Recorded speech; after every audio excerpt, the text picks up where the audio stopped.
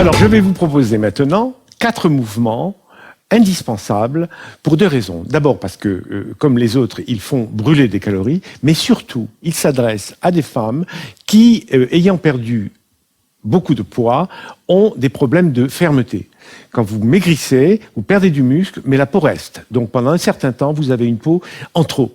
Donc, pour l'occuper, je vous propose donc 4 mouvements qui se situent dans les zones les plus à risque.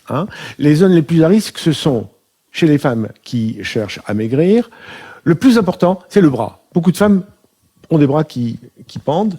Le deuxième, c'est la peau du ventre. Sur des femmes qui ont entre 40 et 50 ans, qui maigrissent du ventre et qui ont là aussi une baisse de fermeté. Vous avez les cuisses aussi et surtout les fesses. Les fesses qui, malheureusement, pour nous civilisés, ne fonctionnent pas assez et pendent. Je vous les explique. En ce qui concerne la fermeté des bras, voici le mouvement que je vous conseille. Prenez dans chaque main une bouteille d'eau, d'un demi-litre, comme ceci, pour commencer, passez à 1 litre, puis à 1,5 litre, et même si vous voulez, achetez-vous quelques haltères. Bras vertical, main tenant les bouteilles, premier mouvement, vous faites monter les bouteilles jusqu'à toucher votre épaule. Deuxième mouvement, vous élevez les coudes le plus haut possible vers le ciel.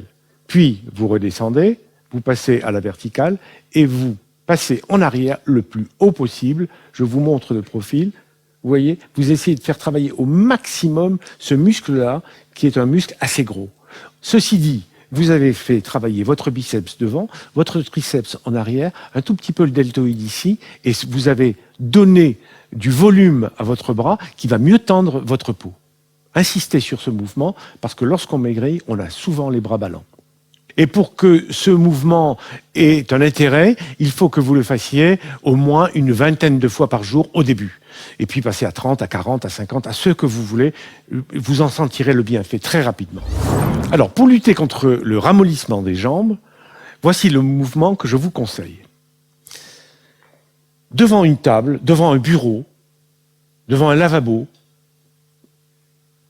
devant un siège, vous positionnez vos mains pour vous guider, et lentement, vous descendez en accroupissement jusqu'à ce que vos fesses se rapprochent le plus possible de vos talons. Et puis vous remontez. Vous faites ça 1 fois, vous faites ça 2 fois, vous faites ça 3 fois, et si vous avez de la réserve, vous continuez jusqu'à 5, 6, 7. En général, vous ne dépasserez pas 10 la première fois, et puis progressivement, avec le temps, vous pouvez aller jusqu'à 20.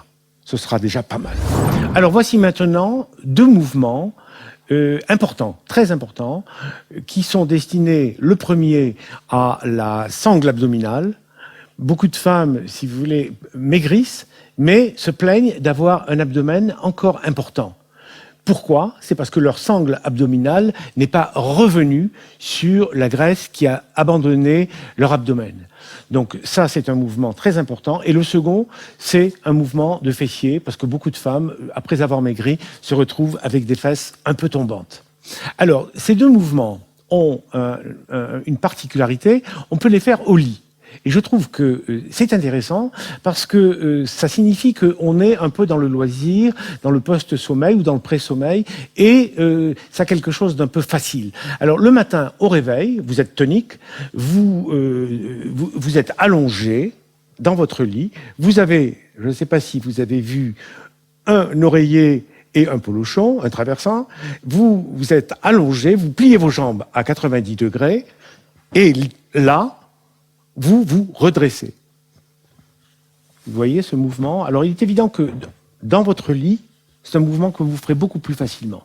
Alors, si vous êtes une femme jeune et robuste, eh ben, vous essayez de la faire avec les doigts croisés derrière la nuque. C'est pas très très facile, mais c'est faisable. Si vous êtes moins jeune ou moins robuste, alors à ce moment-là, vous tendez vos bras. Et là, les bras tendus en avant, c'est beaucoup plus simple, beaucoup plus facile, surtout si vous donnez un petit coup d'allant.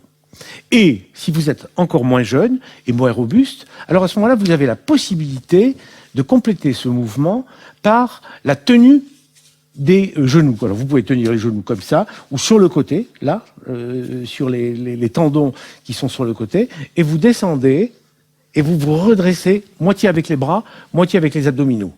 Et là, c'est beaucoup plus simple, et c'est plus simple pour tout le monde. Alors, prudence, il y a des personnes qui ont une très faible sangle abdominale, et pour ces femmes-là, faire 3, 4, 5 mouvements comme ça est déjà beaucoup. Pour d'autres, elles peuvent aller jusqu'à 10, et pour les troisièmes, elles peuvent aller jusqu'à 30, 40. L'idéal, c'est d'en faire 50 le matin, mais pas tout de suite, bien sûr, et 50 le soir. 50 au réveil et 50 au coucher. Et vous aurez une très très belle sangle abdominale, vous aurez un ventre plat.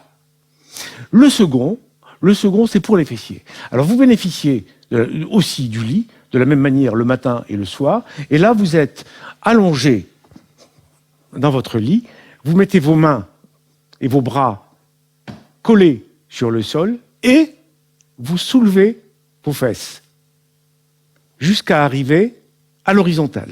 Il faut que tout ça, cuisses et dos, soit sur le même plan. Et vous laissez descendre.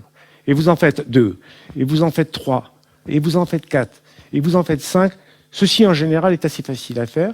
Mais lorsque vous arrivez à 20 ou 30, vous sentez vos fessiers chauffer. Et là, ça signifie que vous avez bien travaillé. 1, 2, 3, 4. Essayez d'être le plus plat possible. Voilà, c'est tout.